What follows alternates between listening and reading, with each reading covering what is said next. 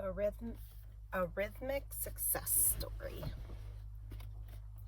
Peter, a 50-year-old business consultant, spends time between New York, London, and Florida with family and business in each of these locations.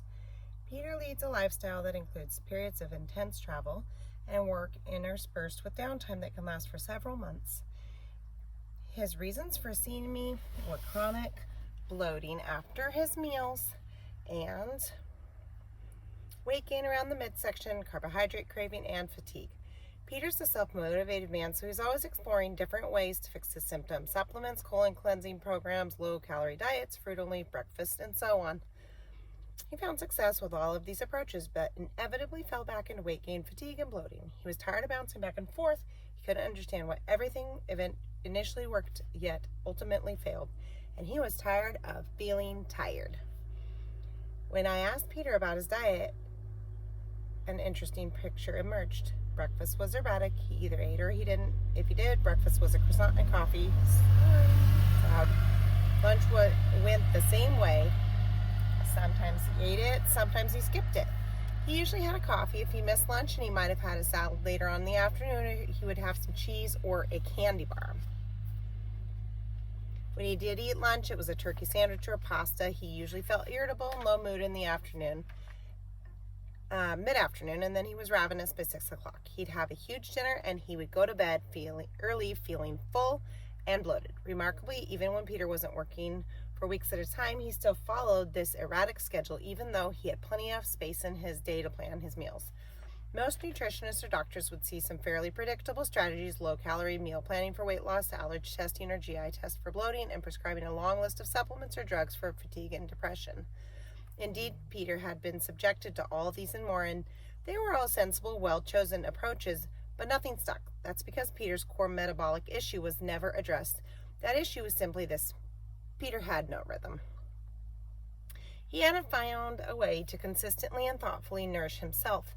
There was no coherence in how he cared for his body and his soul. Internally, he never made a commitment to true self-sustenance. He planned his finances, but he couldn't predict his next meal. He valued being busy, but he didn't know how to relax. He lived in fight or flight chemistry, even when there was nothing chasing him or no one to attack. In that subtle biochemical state of inner fear and constant worrying, who has time for a thoughtful nutritional experience? I suggested to Peter that the best dietary and medical strategies would never be of any use until he found the choice to abide by the law that every living creature is bound to rhythm. Plan your breakfast, plan your lunch, plan your dinner, and enjoy them as if they were each your last meal on earth, or first meal, or your last. Either make the choice right now for nourishment to be a daily priority, or find another planet where stressful, haphazard meals of boring foods made people happy and healthy. The simple strategy of committing to rhythm had a profound effect. Peter stopped trying to fix his problem, began to create a daily rhythm that left little room for his problems to exist. He chose to start his day not by charging out of the gates in an urgent sprint, but by slowly spreading his wings, embracing the world, and gently soaring.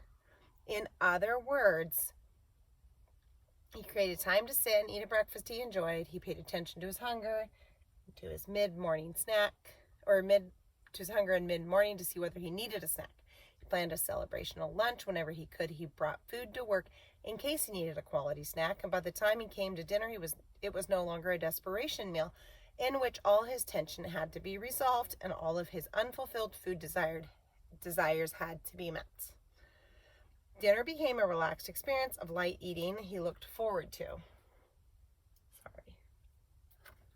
Rhythm is not about a mechanical timetable of feeding. It's about agreeing to be alive in a way that works. It's about respecting yourself enough to value the care of your body. It's about learning how to use vitamin T time so that metabolism is truly supported. When we live each day in stress chemistry, our cortisol level is constantly elevated. Not only does this chemical cause us to be more alert, it has an unusual added feature: cortisol skews over time perception.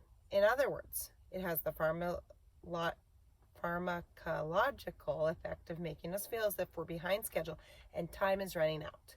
This, of course, is one of cortisol's ingenious functions, because when the pack of wolves is after us, time really is running out.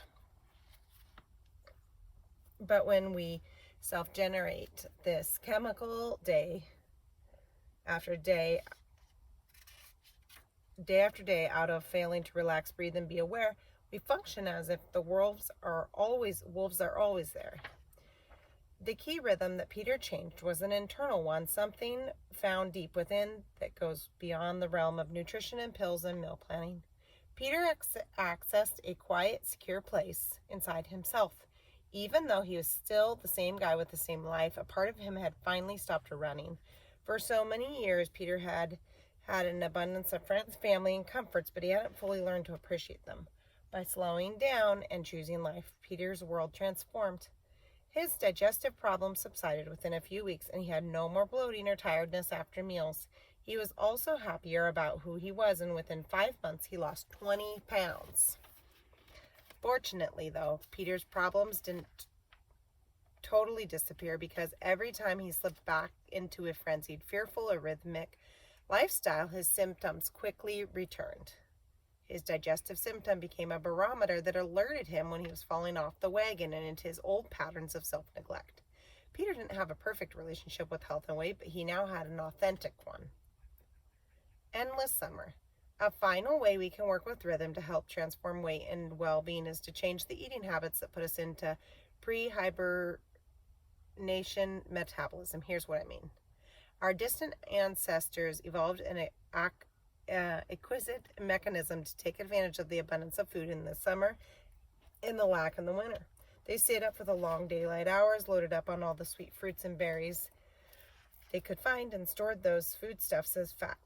Because winter is around the corner and lean times are ahead, it's best to eat as much as possible while the goodies are available, right? Evolution, therefore, figured out a way to stimulate our appetite to unusual lengths when the carbohydrates were available and to help us store them on our bodies. Again, insulin is the key substance we produce to accomplish this feat.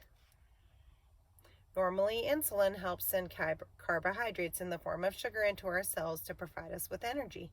That's a good thing. When we consume an excess of carbohydrates in the body accordingly produces too much insulin, we become insulin resistant. The body responds as if there's no insulin available and stores those carbs as body fat. That's also a good thing.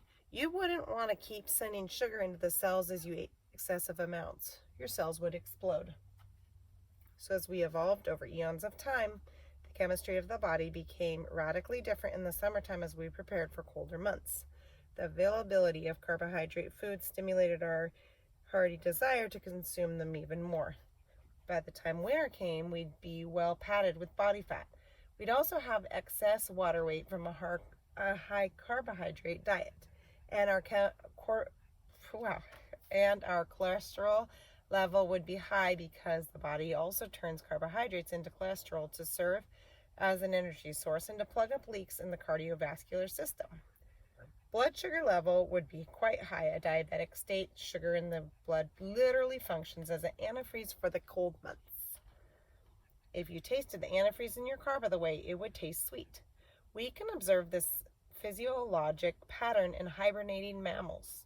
A bear loads up on a fruit in the summer, gets fat, has high cholesterol, and high blood pressure. Basically, the bear is in a high blood sugar diabetic state. And all of these diseases, which are really helpful and necessary in the short term, are naturally resolved in the winter months as the bear burns its fat stores in its blood, cholesterol, loses its water weight, sheds its diabetic antifreeze state, and comes out of hibernation looking svelte and feeling hungry and ready for action. Now here's the problem. Even though modern humans aren't attempting to fatten up in the summer, many of us consume sugar, candy, cookies, crackers, cake, pasta, bread, donuts, rice, potatoes, and wheat products in great variety day in and day out throughout the year. And by doing so, our system goes into rhythmic meltdown. The body thinks it's an endless summer. We are forever in a pre-hibernation state. Couple this with the lack of sleep, excess exposure to artificial light, and increased stress, and fat storage is multiplied. So, the sooner you stop preparing to hibernate, the better. This means eating less poor quality carbohydrates and getting more sleep. I'm not saying staying up late is bad, nor am I saying that sugar or carbohydrates are bad. I'm just alerting you to the fact that if these features dominate your lifestyle, you won't come very close to your true metabolic potential. So with all this information about the metabolic power of rhythm, the questions to ask yourself are these. Do I have rhythm? Is there a coherent flow to my day? Do I have a lifestyle with regular times for meals, rest, enjoyment, sleep, and nourishment? And if the answer to these questions is no, then your first step is this. Choose rhythm. This means letting go of the shotgun approach to eating, where you grab what you can when you can, and instead of caring for yourself by making nourishment a consistent priority.